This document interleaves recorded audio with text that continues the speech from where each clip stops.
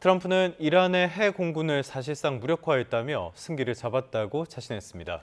특히 이번 전쟁이 이스라엘에 끌려간 것이 아니라 미국이 주도한 선제 타격이었음을 강조했습니다. 워싱턴 신윤정 특파원입니다. 미 해군 유도미사일 구축함에서 순항미사일이 굉음과 함께 불꽃을 뿜으며 잇따라 발사됩니다. 대이란 군사작전을 이끄는 미 중부사령부는 영상을 공개하며 명내 해상에서 밤낮을 가리지 않고 압도적인 화력을 쏟아붓고 있다고 밝혔습니다. 또 이란 정권의 자폭 드론을 명중하는 영상과 함께 수년간 중동에 위협이 된 드론은 더 묵과할 수 있는 수준이 아니라고 강조했습니다. 트럼프 대통령은 이런 대규모 공습으로 현재 이란의 군사력은 사실상 괴멸 수준이라고 강조했습니다. That is coming along, as you see very well. They have no navy, it's been knocked out. They have no air force, it's been knocked out. 반면 미국의 탄약 비축량이 사상 최고라며 전쟁을 영원히 수행할 수 있다고 주장했습니다. 트럼프 대통령은 이번 군사작전에 정당성을 부여하는 데도 주력했습니다. 이란이 먼저 미국을 공격하려 했다는 정보가 있었다며 우리가 하지 않았다면 그들이 먼저 공격했을 것이라고 주장했습니다. We were having negotiations with these lunatics, and it was my opinion that they were going to attack first. 일각에서 제기된 이스라엘에 끌려간 전쟁이라는 지적에 대해서도 오히려 자신이 이스라엘을 떠밀었을 수도 있다며 미국 주도의 결단이었음을 분명히 했습니다. 포스트 하메네이 구상에 대해서는 이른바 베네수엘라 모델을 언급했습니다. 마두로 축출 뒤 2인자가 정권을 이어받아 친미 정책으로 전환한 사례를 들며 이란 내부에 있는 온건파 인사가 차기 지도자가 되길 바란다고 밝혔습니다. That somebody that's there, that's currently popular, if there's such a person, but we have people like that. We have people that were more moderate. 심한 혼란이 초래될 수 있는 만큼 기존 정권 구성원 가운데 미국의 유화적인 인물이 미국에 유리할 수 있다는 인식을 표명한 것으로 보입니다. 앞서 이란 국민들에게 미군의 공격 종료 뒤 이란 정부를 장악하라고 촉구한 것과는 다른 발언이어서 논란의 여지가 있다는 지적이 나오고 있습니다. 워싱턴에서 YTN 신윤정입니다. 하지만 이란은 최첨단 무기가 여전히 남아있다며 항전 의사를 불태웠습니다. 또 미국과의 대화는 당분간 의미가 없다는 입장도 분명히 밝혔습니다. 이경아 기자가 보도합니다. 트럼프 미국 대통령은 이란이 무릎 꿇을 때까지 한 달 이상 계속 공격할 것이라고 말해왔습니다. 이란 역시 한치도 물러설 뜻이 없음을 거듭 강조하고 있습니다. 이란 정부는 우리는 적들이 선포한 전쟁 계획보다 더 오래 방어할 능력이 있다고 밝혔습니다. 또 첨단 무기와 장비를 처음 며칠 만에 다 쓰지는 않을 것이라고 말했습니다. 이란의 전력이 급격히 줄어 오래 버티지 못할 것이란 트럼프 대통령의 말을 반박한 것으로 보입니다. و ما نیروهای مسلح ما با خودشون عهد کردن ما ملت ایران با خودمون عهد کردیم که در این نبرد موجودیتی با تمام توان بجنگیم. 이란 성직자들로 구성된 헌법기구 전문가 회의는 미국과 이스라엘의 공습으로 숨진 최고 지도자 하메네이의 후계자를 뽀뽀했습니다. 전문가 회의 측이 후계자 선출에 오랜 시간이 걸리지 않을 것이라고 밝힌 뒤 미국과 이스라엘은 이 기관 건물을 폭격했습니다. 당시 회의가 열리고 있었는지는 확인되지 않고 있지만 상당한 인명피해가 발생했다면 선출 작업이 늦어질 가능성도 배제할 수 없습니다. 이란은 이스라엘뿐 아니라 미군 기지가 있는 중동 각국에도 드론과 미사일 공세를 펴고 있습니다. 레바논 친이란 무장단체 헤즈볼라까지 공격에 가세하자 네타냐후 총리는 실수하지 말라며 경고했습니다. הטייסים שלנו מעל שמי איראן וטהרן וגם מעל שמי לבנון. חיזבאללה עשה טעות גדולה מאוד שהוא תקף אותנו. אנחנו כבר הגבנו בעוצמה ונגיב בעוצמה יתרה ונוספת. 이런 가운데 국제원자력기구 IAEA는 이란이 핵무기를 개발하고 있다는 어떤 정보도 갖고 있지 않다고 밝혔습니다. We never had information indicating that there was a structured, systematic program to build or to construct a nuclear weapon. So we have to balance the two things. IAEA는 최근 이란 나탄즈 지하 우라늄 농축 시설 입구 건물에 피해가 있음을 확인했다고 밝혔습니다. 이미 지난해 6월 미국의 공격으로 농축 시설에 심각한 타격이 발생한 뒤여서 방사능 누출 등 추가 피해는 없는 것으로 보인다고 설명했습니다. YTN 이경아입니다. 마크롱 프랑스 대통령은 중동에서 확대되는 분쟁에 대응해 지중해 핵 추진 항공모함을 배치하기로 했다고 밝혔습니다.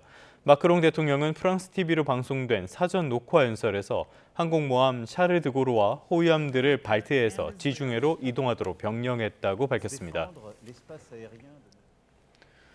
아시아와 유럽에서는 에너지 쇼크에 대한 우려도 커지고 있습니다. 전쟁이 길어진다면 에너지 가격의 폭등과 이에 따른 경제적 충격을 피할 수 없게 됩니다. 보도에 유토건 기자입니다. 호르무즈 해협이 봉쇄된 이후 석유 수출국 기구의 두 번째 산유국인 이라크는 하루 생산량을 116만 배럴이나 줄였습니다. 기존 생산량인 410만 배럴의 30%에 육박하는 양입니다. 하지만 저장 용량이 워낙 부족해 이대로 가면 며칠 안에 감산량이 300만 배럴까지 늘어날 수밖에 없다고 밝혔습니다. 이란의 드론 공격 때문에 최대 정유시설의 가동을 중단한 사우디아라비아는 원유 선적 경로를 홍해 쪽으로 바꿨습니다. 그렇지만 송유관 용량에 한계가 있고 추가 공격에 노출돼 있어 우려를 지울 수 없습니다. 앞서 카타르는 세계 최대 액화천연가스 LNG 시설을 일시 폐쇄해 가격 폭등을 유발했습니다. This is a grave danger to international economy. We're talking here about Qatar that supplies 20% of international supply of LNG, of natural gas. 중동산 에너지의 의존도가 높은 아시아와 유럽에는 비상이 걸렸습니다. 중국 정유회사들은 부분적으로 가동을 중단했고 인도는 산업용 가스 공급을 제한하기 시작했습니다. 인도네시아는 미국산 원유 수입을 늘리겠다고 밝혔고 천연가스 비축분이 11일에 불과한 것으로 알려진 타이완은 대책 마련에 고심하고 있습니다. 우크라이나 전쟁 이후 러시아산 대신 중동산 LNG 수입을 늘려왔던 유럽 국가들도 직격탄을 맞았습니다. 세계 1위 LNG 수출국인 미국이 생산을 늘리더라도 당장 카타르의 공급량을 대체하긴 어렵습니다. What Europe can do as an energy poor continent is of course to reduce demand. So to reduce the demand for gas exactly as we have done in the early days of the energy crisis back in 2022.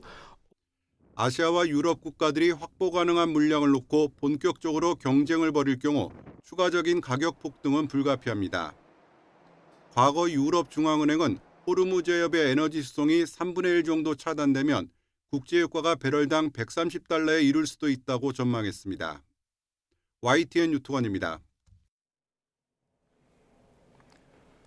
달러원 환율이 간밤에 한때 1,500원 선을 넘어서며 글로벌 금융위기 이후 최고치를 기록했습니다. 뉴욕에서 달러원 환율은 서울시장 종가보다 46원 급등한 1,485.7원의 거래를 마쳤습니다. 오름폭 기준으로 지난 2008년 11월 6일 이후 가장 컸습니다. 뉴욕 유가도 4% 넘게 급등하며 이틀 사이 오름폭이 10%를 넘었습니다. 뉴욕 상업거래소에서 다음 달 인도분 서부 텍사스산 원유는 전장 대비 4.67% 오른 배럴당 74.56달러에 거래됐습니다. 중동 위기에 따른 국제유가 급등 우려에 프랑스 주유소 곳곳에 많은 고객이 몰리면서 대기 행렬까지 만들어졌습니다. 아직 휘발유나 경유의 판매 가격에는 큰 변동이 없지만 향후 가격 급등을 예상한 사람들이 서둘러 주유소를 찾고 있다는 소식입니다. 일부 주유소에서는 평소보다 너무 많은 사람이 몰리는 바람에 휘발유가 동인한 것으로 전해졌습니다.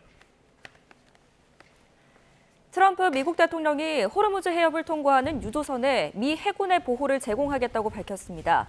트럼프 대통령은 현지 시간 3일 SNS를 통해 필요하다면 미 해군이 가능한 한 빨리 호르무즈 해협을 통과하는 유조선 호송을 시작할 것이라고 말했습니다. 네, 계속 전해드리는 것처럼 이란 공습 닷새째입니다. 상황이 긴박하게 돌아가고 있는데요. 전쟁이 쉽게 끝날 분위기가 아닙니다. 현재 상황 박현도 서강대 유로메나 연구소 교수와 함께 짚어보겠습니다. 어서 오십시오. 네, 안녕하십니까? 네, 조금 전에 있었던 트럼프 전 대통령의 이 발언부터 살펴보겠습니다. 무기 비축량은 무제한이고 전쟁 영원히 할 수도 있다 이렇게 이야기를 했는데 이게 단순한 자신감의 표현일까요? 아니면 장기전까지 염두에 두고 있을 걸까요?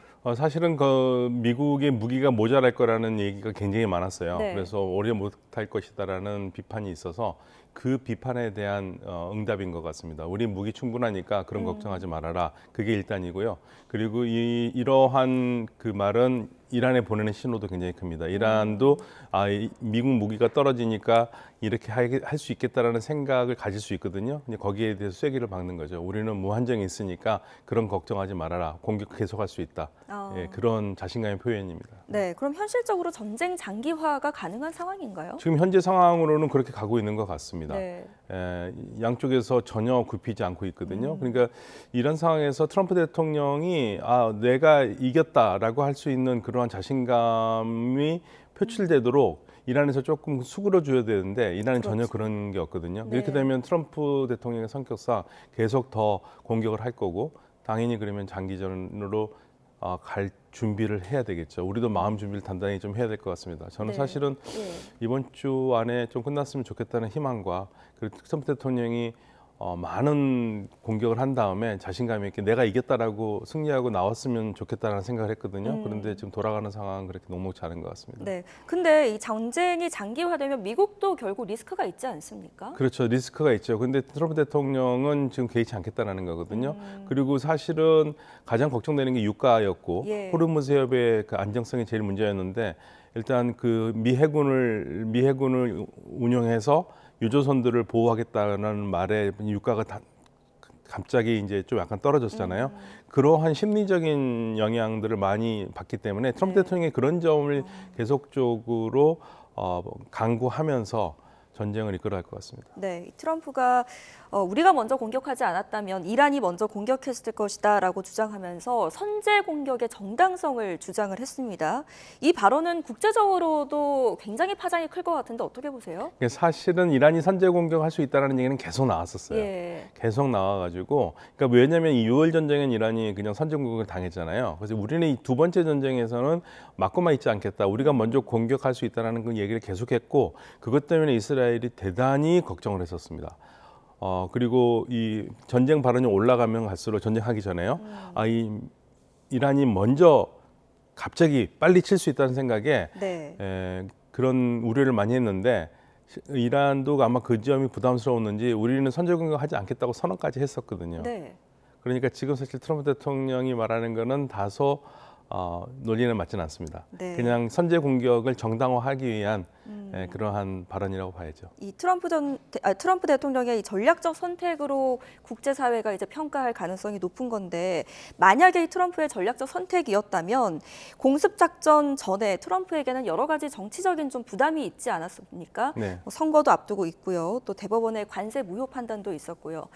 그렇기 때문에 이 일각에서는 이번 군사 행동이 국내 악재에서 좀 시선을 돌리기 위한 꼼수였다 이런 발언도 나오는데 어떻게 보세요? 사실 그런 것도 있겠지만 트럼프 대통령으로서는 저는 좋은 수는 아니었다고 생각합니다. 네. 왜냐하면 트럼프 대통령의 가장 강력한 마가의 지지 세력들도 나눠져 있거든요. 이란 공격에서 우리가 얻을 게 뭐가 있냐. 사실은 마가도 그렇고 트럼프 대통령도 그렇고 이 두 축이 손을 잡게 된 것은 2003년 조지 부시 대통령의 이라크 침공이었거든요. 네. 이때 트럼프 대통령 엄청 비판했습니다. 왜 쓸데없는 데다 돈을 쓰냐고. 지금 똑같은 일을 하고 있어서 그 마가의 터커 칼슨이라든지 마가의 아주 선두 주자들이 하는 말이 아니 2003년에 그러지 않았느냐. 왜 똑같은 지금 당신이 비판했던 거를 똑같은 것을 지금 하고 있느냐. 그러면서 마가에서도 분열이 있거든요. 사실 트럼프 대통령한테 좋을 게 하나도 없는데요. 국내 정치 시선을 이슈 같은 거 있어서 전쟁을 하면은 덮기는 하겠죠. 그런데 아마 그거보다도 가장 큰 거는 이스라엘의 소망을 들어준 것 같습니다. 이스라엘의 소망을 들어줬다는 건 네타냐후 총리에게 좋은 일을 시켰다 이렇게 그렇죠. 네타냐후 총리가 전쟁이 시작될 때 한 말이 있죠. 40년 꿈이 이루어졌다고 그랬습니다. 그러니까 네타냐후 총리가 1996년에 총리로 당선이 되거든요. 그때 이후로 줄기차게 얘기했던 것은 이스라엘 안보의 가장 위험한 존재는 이란이라고 얘기를 했었어요. 그래서 이란에 대한 공격을 해야 되는데 이스라엘이 혼자 하기는 굉장히 버겁거든요. 그래서 트럼프 대통령처럼 미국 대통령이 앞장서서 이란을 때려주면 이스라엘이 같이 할 수 있는 그게 이제 그 네타냐후 총리의 가장 큰 꿈이었는데 그 꿈을 이번에 이루어졌기 때문에 트럼프 대통령이 고맙다고 얘기를 한 겁니다. 그리고 이스라엘의 여론은요, 이란 공격에 대해서는 여야 가릴 거 없이 뭐 반대파, 찬성파 가릴 거 없이 이란에 대해서는 아주 여론이 높습니다. 이란은 왜냐하면 그만큼 이스라엘에서는 이란을 위험한 존재로 생각하고 있어요. 유일하게 이스라엘을 공격할 수 있는 사실은 국가이기도 하거든요. 현재는요. 네. 그래서 이스라엘 내에서는 공격에 대해서는 뭐 여론이 나쁘진 않습니다. 네. 때문에 지금 미국이 이스라엘에게 이용을 당했다라는 말이 이것 때문에 나오는 거고요. 트럼프는 이번 전쟁이 이스라엘에게 끌려간 게 아니라 내가 선제 공격을 한 것이다라고 이야기를 하고 있지만 국제사회 평가는 이 부분에서 좀 엇갈리는 것 같습니다. 네. 자, 미국이 이란을 공격하면서도 중동의 석유 시설은 건드리지 않고 있는데 이건 뭐 때문인가요? 만약에 유전을 계속 건드리잖아요. 그럼 전 세계에 대난리가 일어납니다. 지금 현재도 그러는데요. 사실은 지금 일어나고 있는 유가 상승이라든지 이런 게 이란이 조장한 부분이 있거든요. 이란은 이렇게 하면 전 세계가 놀랄 것이고 미국도 어쩔 수 없이 발을 뺄 것이다. 그러니까 지금 이란은 다른 방법으로 미국을 막을 방법이 없어요. 그러니까 중동 주변 국가들에 있는 미군 기지와 그리고 미국이 투자했다고 생각하는 지역의 산유 시설들을 선별적으로 때리고 있습니다. 그러니까 아람코도 지금 공격을 했고요. 쿠웨이트도 공격했고, 카타르의 가스 시설도 공격했고, UAE의 해상 시추 시설도 공격을 했어요. 근데 이란이 말하는 거는 그거 미국 기업들과 관계가 있기 때문에 우리가 공격한다고 얘기를 하고 있습니다. 그래서 지금 부분적으로 공격을 지금 했고 있거든요. 그것만으로도 상당히 유가에 영향을 주는데 만약에 미국이 이번에 이란의 유전 시설까지 다 공격을 하고 또 그렇게 되면 이란도 또 공격할 거거든요. 그럼 최악으로 가기 때문에 일단은 거기는 마지막 카드일 겁니다. 지금 현재로서는 쓸 수 없는 카드입니다. 이란의 대응을 말씀하셔서요. 지금 이란의 군사력이 공습 초기만 해도 여러 가지 전문가들의 분석에 따르면 그렇게 오래 버틸 만한 여력이 없을 것이다 이런 분석들도 있었는데 생각보다 잘 버티고 있는 것 같습니다. 이유는 뭐라고 보세요? 일단 탄도미사일이 가장 중요한데요. 탄도미사일 수가 얼마큼 있는지는 정확하게 모르지만 1,500기에서 한 2,000기 정도 있는 걸로 지금 추정을 하고 있거든요. 그러니까 이걸 다 쓸 수는 없잖아요. 쓰면은 이제 카드가 다 나오니까. 그러니까 이란이 이번에 효과적으로 운영하고 있습니다. 지난 6월 전쟁에서는 한꺼번에 쏟아붓는 작전을 많이 했었거든요. 이스라엘에. 근데 이번에는 이스라엘에 쏟아붓지를 않아요. 그냥 아주 천천히 지공을 하고 있고요. 오히려 지금 모든 그 전력은 주변 국가들의 미군 기지 시설과 미국과 관계됐다고 이란이 생각하는 지역을 때리는 거, 건물이나 시설을 때리는 거에 집중돼 있어서 지금 이란이 보여주는 건 뭐냐면 최대한 짧은 시간 안에 미국의 피해를 많이 주어서 여론을 뒤바꿔서 미국 내의 반전 여론. 그리고 가장 좋은 거는 이란에서 가장 좋은 거는 미군 사상자가 많아야 돼요. 미군 사상자가 많은 게 가장 미국으로는 치명적이잖아요. 그 작전입니다, 현재. 그러면 어찌 보면 가성비 전략이다 이렇게 해석할 수도 있겠네요. 이란이 가지고 있는 무기는 제한돼 있고 그리고 성능이나 모든 면에서는 당연히 미국보다는 떨어지기 때문에 가지고 있는 걸 가장 효과적으로 쓰는 방법을 지금 고안하고 있고요. 그리고 이 상태에서 좀 더 여유가 되면 좀 더 강력한 무기를 보여주겠다는 얘기를 하고 있어요. 그러니까 지금 이란 말을 그대로 받아들인다면 현재 쓰는 무기는 약간 떨어지는 무기고 앞으로 나올 무기들은 더 센 무기다. 그래서 우리 더 강력한 무기를 갖고 있다라고 얘기하는 게 바로 그러한 맥락입니다. 만약에 시간이 길어진다면 미국 입장에서는 지상군 투입 가능성, 이건 현실성 어떻게 보십니까? 지상군 투입 가능성에 대해서도 사실 이제 트럼프 대통령이 여지를 남겨뒀어요. 그전에는 지상군 투입한다는 얘기가 전혀 없었거든요. 그러니까 작전은 그거였습니다. 이란을 공격을 하면 그러면 이란이 무력화가 되면 이란 국민들이 시위에 나서서 이란 정권을 넘어주기를 바랬는데 지금 그거는 아주 어려운 상황이거든요. 그리고 그런 얘기를 했을 때마다 전부 다 무슨 얘기했냐면 이란 시위대가 아무리 정부가 약해졌다고 해서 시위대가 시위만으로 정부를 엎을 수 없다. 그러면 이란 군에서 반란군이 나와서 시민들과 함께해서 엎거나 아니면 정말 그 미군이 들어가서 그렇게 정리를 해줘야지만이 가능한데 지상군도 넣지 않으면서 어떻게 이란의 정권 교체를 바라느냐라는 비판에 있는데 그 비판에 대한 응답이기도 합니다. 그래서 지상군을 안 넣는다는 얘기를 전혀 안 하고 있다가 이제 지상군을 넣을 수 있다는 얘기를 하는 게 바로 그러한 맥락입니다. 네. 근데 지상군 넣기는 부담이 커요. 그렇죠. 네, 커서 그거는 뭐 마지막 카드일 것 같습니다. 앞으로 좀 상황을 지켜봐야 될 네. 것 같습니다. 만약에 전쟁이 이제 장기화되면 결국 이란 내부 권력 구도도 변수로 떠오를 수밖에 없는데 지금 현지 내부에서 읽히는 분위기 같은 게 있습니까? 지금 뭐 이란을 바라보는 사람들, 저를 비롯해서 많은 사람들이 이란의 최고 지도자가 누가 될 것인가에 굉장히 관심이 많거든요. 네. 근데 거기에다가 그 최고 지도자가 이왕 될 거면 좀 더 유연한 사람이 됐으면 좋겠다라는 생각도 많이 하고 있습니다. 근데 지금 이란에 돌아가는 상황은 그렇게 녹록하지 않은 것 같습니다. 왜 어떤 것 때문입니까? 일단 최고 지도자를 뽑으려면 88명의 전문가 의회가 모여서 뽑아야 되거든요. 그래서 아마도 그 이란 외교장관이 그랬죠. 수일 내에 최고 지도자를 아마 뽑을 것이다. 그래서 이제 그것 때문에 어제 그 전문가 의회 그러한 의원들이 모이는 건물을 폭격을 했거든요. 근데 이란 쪽에서는 지금 거기에 사용하고 있는 건물은 아니었다 이렇게 얘기를 하고 있는데 지금 이란 방정부 언론 쪽에서는 이미 최고 지도자로 하메네이의 둘째 아들 모주타바를 선출했다라는 이야기가 나오고 있어요. 아직 확인된 건 아닙니다. 확인된 것은 네. 아니고 아들이 선출이 된 것 같다라는 이야기가 나오는 거면 네네. 앞으로 어떤 체제로 가겠다 이런 겁니까? 그러면 정말 변화가 없습니다. 예, 그러니까 이란의 그 체제상의 문제는 뭐냐면 최고 지도자가 누가 되든 간에 헌법상 최고 지도자가 권한이 너무 많아요. 그래서 그거를 좀 유연한 최고 지도자가 등장해서 권력 개편을 하면서 국민들이 원하는 방향으로 헌법을 개정하는 방향, 즉 최고 지도자의 권한을 내려놓고 최고 지도자가 정신적인 지도자로만 남아 있는 그렇게 해주기를 바라는 게 이란의 정상화를 원하는 사람들이 많은 그 희망이거든요. 근데 모주타바라는 존재는 그럴 가능성이 없다고 보는 거죠. 더군다나 모주타바 둘째 아들을 지도자설이 나온 게 뭐 2010년 중반부터거든요. 그때 나왔을 때 적극적인 반응이 우리가 혁명을 왜 했냐 그랬습니다. 우리가 왕정을 무너뜨리는 것은 세습을 싫어서 한 건데 이거 세습하고 뭐가 다르냐.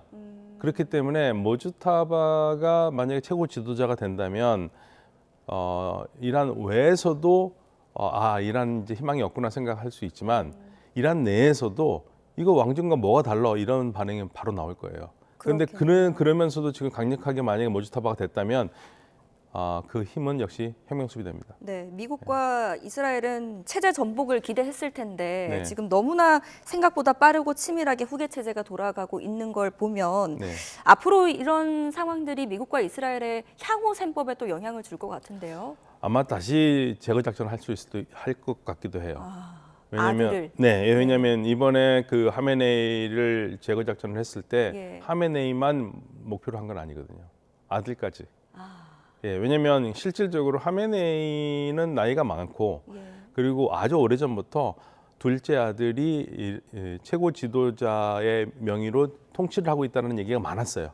호가호위하고 있다는 말이 많아서 그래서 하메네이보다는 실질적으로는 문고리 권력이었던 모주타바가 모든 걸 장악하고 있기 때문에 모주타바를 제거를 하고 싶어 했죠. 그런데 이번에는 모주타바의 아내도 죽고요. 모주타바의 어머니도 죽고 모주타바의 아버지 하메네이도 죽었는데 모주타바는 살아있는 거죠. 그러니까 이번에 그 이스라엘과 미국의 지도자 제거 공습은 어떤 면에서는 실패한 거죠. 네, 알겠습니다. 자, 오늘 여기까지 듣겠습니다. 박현도 서강대 유로메나 연구소 교수와 함께했습니다. 잘 들었습니다. 네, 감사합니다.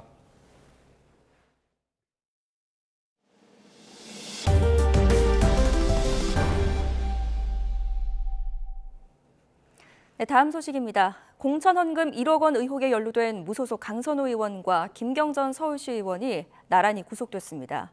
두 사람은 모두 불구속 필요성을 호소했지만 법원은 증거를 없앨 우려가 크다며 구속영장을 발부했습니다. 권민석 기자입니다. 검은 정장 차림으로 법원에 나온 무소속 강선우 의원은 거듭 몸을 낮췄습니다. 1억 원 전세 자금으로 사용하신 거 맞습니까? 이런 일로 국민께 심려를 끼쳐드려 다시 한번 죄송하다는 말씀 올립니다. 법정에서 성실하게 소명드리도록 하겠습니다.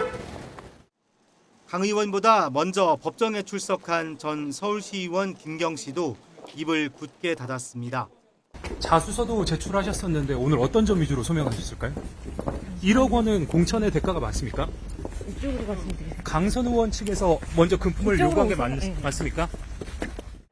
구속 전 피의자 신문에서 강 의원은 현역 의원이라 도주 우려가 없다는 점을, 김 씨는 자수서를 내고 수사에 협조했다고 호소했지만 법원은 두 사람이 증거를 없앨 염려가 있다며 영장을 발부했습니다. 강 의원의 경우 압수수색에 대비해 집을 깨끗이 청소해두었고 김 씨는 메신저 기록을 삭제한 정황 등이 영향을 미친 거로 보입니다. 두 사람은 지방선거를 앞둔 2022년 1월 서울 용산구 호텔에서 공천 대가로 1억 원을 주고받은 혐의를 받습니다. 강 의원 측이 먼저 돈을 요구해 1억 원을 직접 전달했다는 김 씨 주장과 쇼핑백에 돈이 든 걸 뒤늦게 알고 돌려주었다는 강 의원 입장이 팽팽히 맞서왔습니다. 영장 신청 26일 만에 경찰이 신병 확보에 성공하면서 김 씨의 쪼개기 후원 의혹 등 추가 조사에도 탄력이 붙게 됐습니다. 강 의원의 금품 수수를 눈감아줬다는 등 무소속 김병기 의원을 둘러싼 13가지 의혹에 대한 경찰 수사 역시 힘을 받을지 주목됩니다. 강 의원과 김 씨는 서울 마포경찰서 유치장에 구금된 상태로 조사를 받다 검찰에 송치되면 서울구치소에 수감됩니다. YTN 권민석입니다.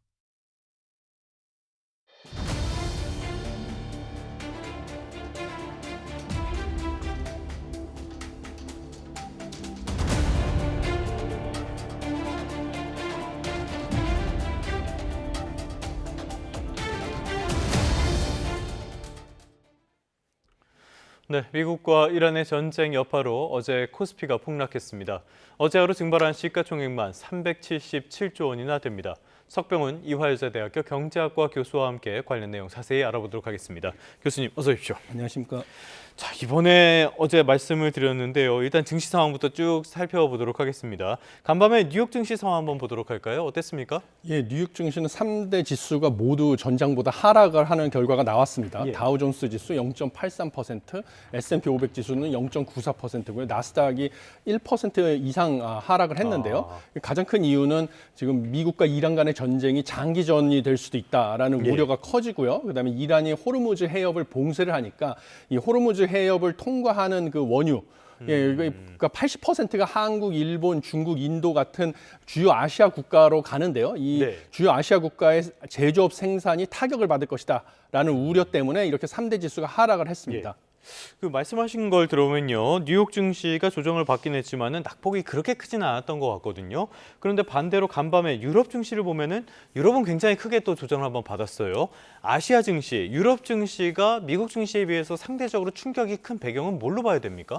기본적으로 미국 같은 경우는요, 세계 최대의 산유국이고 심지어 원유 수출까지 하는 나라가 되겠습니다. 그래서 예. 지금 중동 사태로 인해서 국제 유가가 급등할 경우에는 미국 경제는 그나마 비산유국에 비해서 타격을 받지 않는 그런 상황이다 보니까 미국의 증시는 그래도 하락폭이 다른 나라보다는 낮은 편이고요. 반대로 지금 최대 피해를 받을 것이라고 예측이 되는 아시아에 있는 국가들, 일본이나 한국 이런 나라들은 이제 중동산 그 원유를 갖다가 대거 수입을 하고 그다음에 에너지를 생산하지 못하고 있기 때문에 제조업에 크게 타격을 받을 것으로 예측이 되고 또 유럽에 있는 독일 같은 나라 역시 에너지를 수입하고 있는데 제조업 위주 수출 주도 경제고요. 그러다 보니까 이런 나라의 증시들은 더 큰 타격을 받을 수밖에 없습니다. 알겠습니다. 말씀해 주신 것처럼 지금 간밤에 유럽 증시 상황을 보고 이렇다면은 우리 증시도 조금 더 조정을 받게 되는 거 아닌가 걱정이 되는데요. 어제 우리 증시 상황 살펴보죠.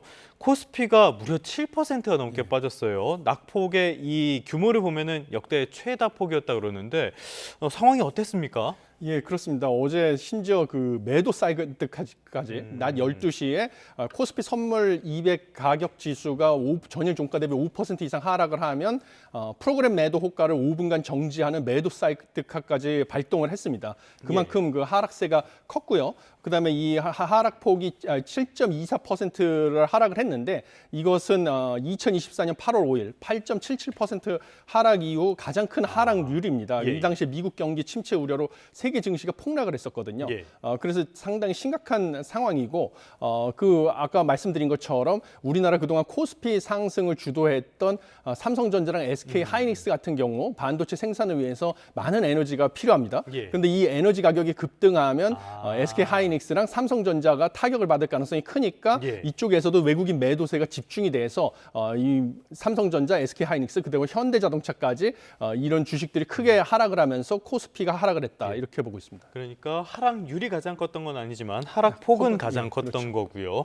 어쨌든 굉장한 충격을 받았다 볼 수가 있겠는데 반도체도 안 좋았고요. 업종이 전반적으로 다 안 좋았는데 이 와중에 급등한 종목들도 있습니다. 어디입니까?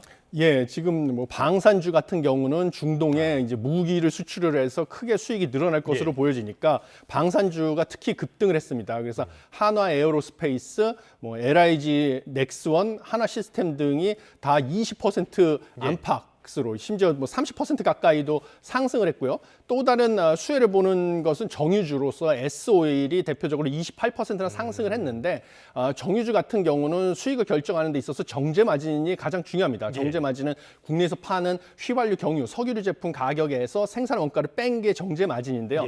근데 이 지금 뭐 유가가 급등할 거로 예상이 되니까 수요가 몰리지 않습니까? 그러니까 일시적으로 정제 마진이 올라가니까 주가는 상승을 하는데 이번에 중동 사태 같이 공급층 요인 으로 국제유가가 크게 상승을 하게 되면 원래는 이제 국내 석유류 제품 수요가 지금 일시적으로 증가했지만 특별한 요인이 없으면 크게 늘어나지 않지 않습니까? 정제 마진이 줄어들어 가지고 중장기적으로 봤을 때는 오히려 이 정유 업종 같은 경우는 과거의 사례로 봤을 때는 주가가 또 다시 조정을 받을 가능성도 배제할 수가 없습니다. 그리고 또 다른 수혜를 본 것이 해운주인데 여기는 이제 그 운송비가 급등할 것으로 예상이 돼서 주가가 상승을 했습니다. 알겠습니다. 말씀해 주신 것처럼 방산, 정유, 해운주 언제나 지정학적인 리스크가 있을 때마다 오르는 종목들인 것 같아요. 이쪽까지 살펴봤는데요.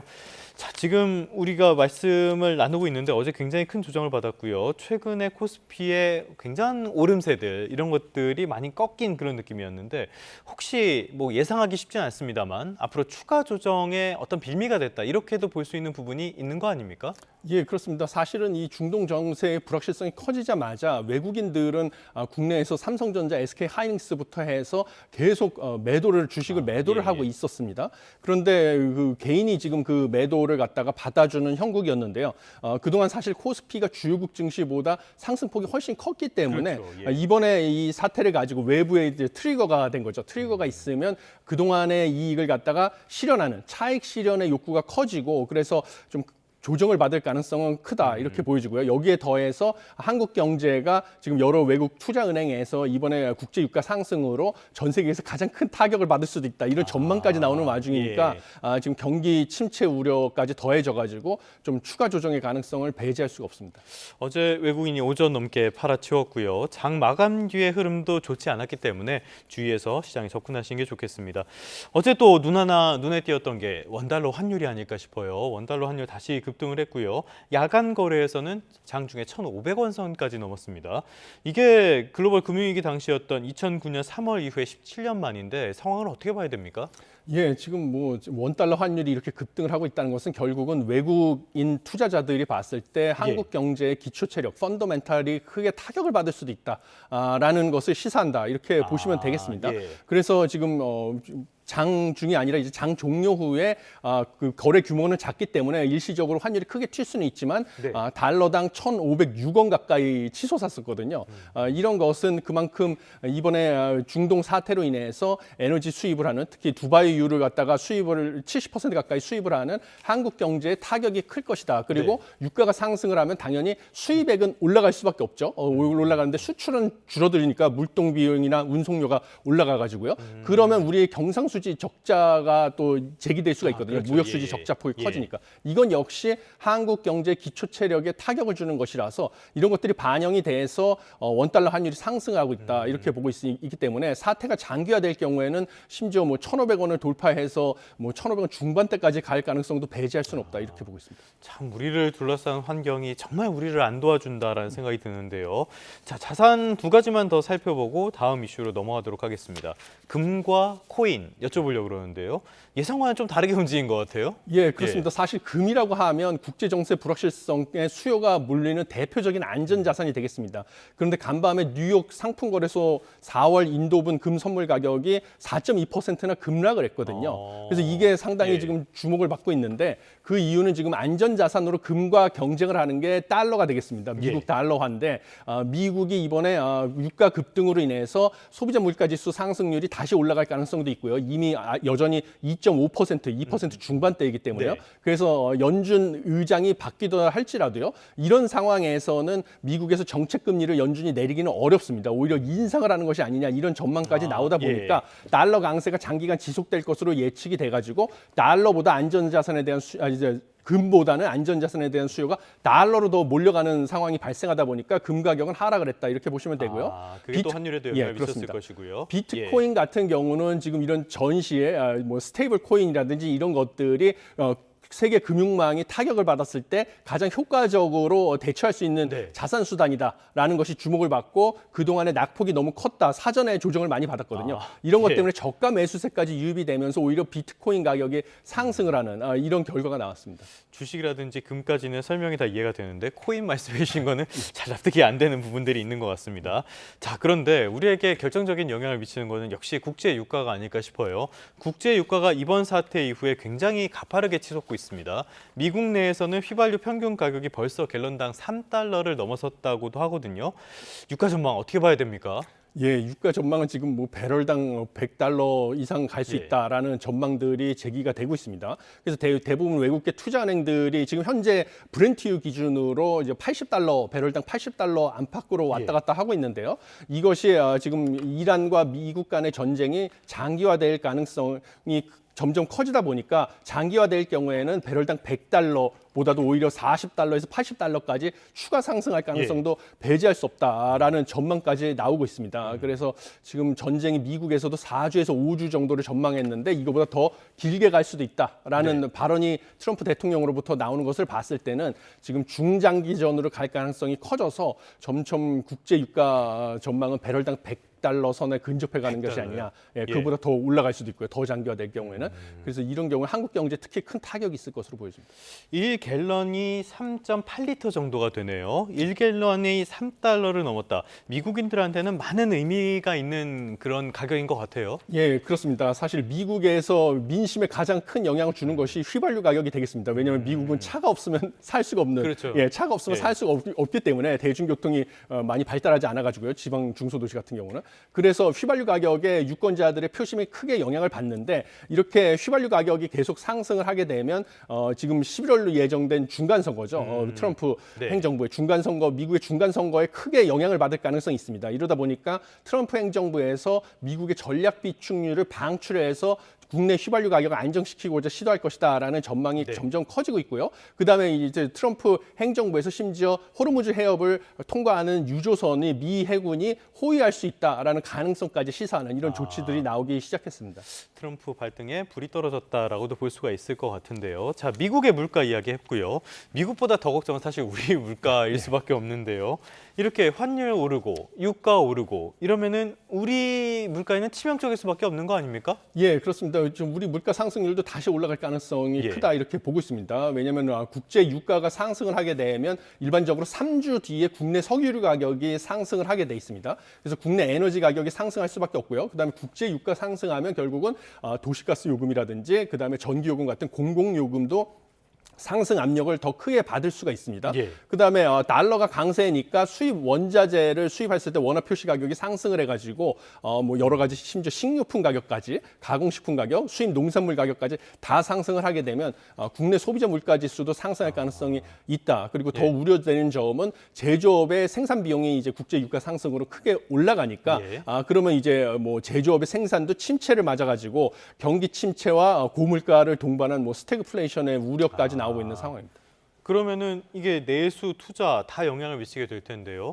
올해 성장률 전망치 한국 내에서는 2%를 제시를 했는데 이거 위기가 생긴 거 아닙니까? 예, 지금 뭐 외국계 투자은행에서는 약 0.5%포인트 아래로 내려갈 수가 있다. 지금 상황이 계속 지속된다고 하면. 예, 그러면 1% 중반대의 성장률로 내려갈 수도 있다라는 전망까지 나오고 있는 상황이다 보니까 이렇게 되면 우리 잠재 성장률이 2% 안팎인데요. 실제 성장률이 이에 못 미치는, 즉 경기 침체 상황이 될 가능성도 배제할 수 없습니다. 자, 그런데요. 이게 다 외부에서 발생한 변수다 보니까 대체 우리는 어떻게 이걸 대응을 해야 됩니까? 예, 지금 뭐 정부에서 금융당국에서 대응 방안으로 발표를 한 게 주식시장에서 이상징후, 금융시장에서 이상징후 발생했을 때 100조 원 플러스 알파의 시장 안정기금을 투입하겠다라는 것을 발표를 했는데 사실 이것은 우리 주가라든지 이런 것이 하루에 크게 널뛰기를 할 경우에 변동폭을 줄이는 데 정도에만 효과가 있지 지금 5,800조 이상 되는 코스피 코스닥의 시가총액을 100조 원 플러스 알파의 시장 안정 자금으로 해서 이 하락 추세를 되돌리기는 역부족으로 보이고요.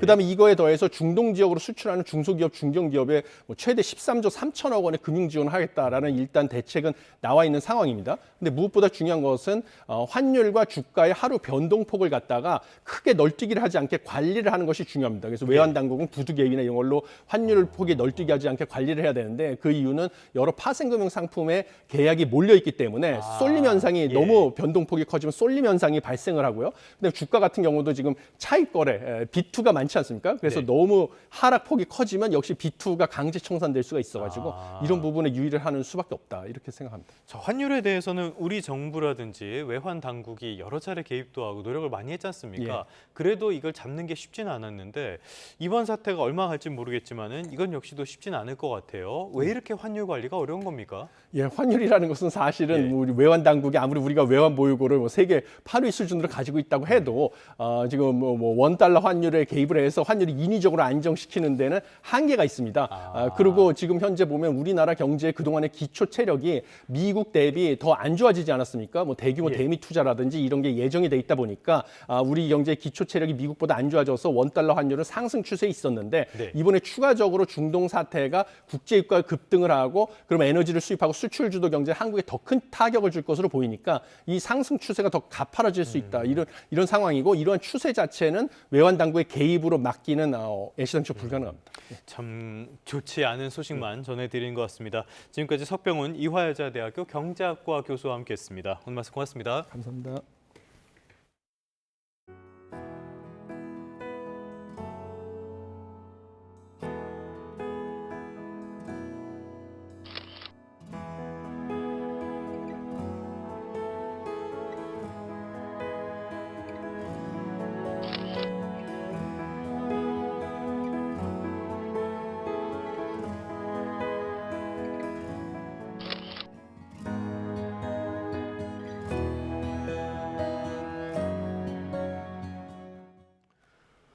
네, 끝으로 출근길 날씨 살펴보겠습니다. YTN 야외 스튜디오 연결합니다. 정수연 캐스터. 네, 정수연입니다. 네, 아침 공기가 제법 차갑더라고요. 그런데 오늘도 낮 동안은 상당히 온화한 날씨라고요. 네, 현재 서울 기온은 1도를 조금 밑돌고 있어서 공기가 다소 차갑습니다. 하지만 앞으로 기온이 10도가량 크게 오르겠고 낮 동안은 봄 기운이 가득하겠습니다. 아침과 낮, 또 낮과 밤에 기온차가 크게 벌어지는 만큼 옷차림 잘하셔야겠습니다. 네, 또 출근길 안개를 주의해야 하는 곳이 있다고요? 네, 현재 호남 내륙을 중심으로 짙은 안개가 끼어 있습니다. 특히 전남 장흥과 고흥은 가시거리가 200m 미만으로 바짝 좁혀져 있으니까요. 이 지역에 계신 분들은 출근길 교통안전에 유의하셔야겠습니다. 오늘 동쪽 지역은 대체로 흐리겠고 서쪽은 맑은 하늘이 드러나겠습니다. 이 시각 서울의 기온은 0.9도, 대전 1.1도, 대구 2.2도로 어제보다 1에서 5도 정도 낮게 출발하고 있고요. 낮 기온은 서울이 11도, 광주 14도, 대구 13도로 어제와 비슷하겠습니다. 경칩인 내일은 늦은 밤 중서부를 시작으로 비가 내리겠고 금요일에는 전국으로 비나 눈이 확대되겠습니다. 이후 주말에는 기온이 영하권으로 떨어지며 꽃샘추위가 찾아올 전망입니다. 낮 동안 대기질은 무난하겠지만 밤부터 중서부를 중심으로 공기가 무척 탁해지겠습니다. 늦은 시간 귀가하시는 분들은 쌀쌀한 날씨와 함께 미세먼지에도 대비 잘하셔야겠습니다. 지금까지 YTN 정수연입니다. 네, 3월 4일 YTN 뉴스타트 모두 마무리하겠습니다. 오늘 아침도 저희와 함께해 주셔서 고맙습니다.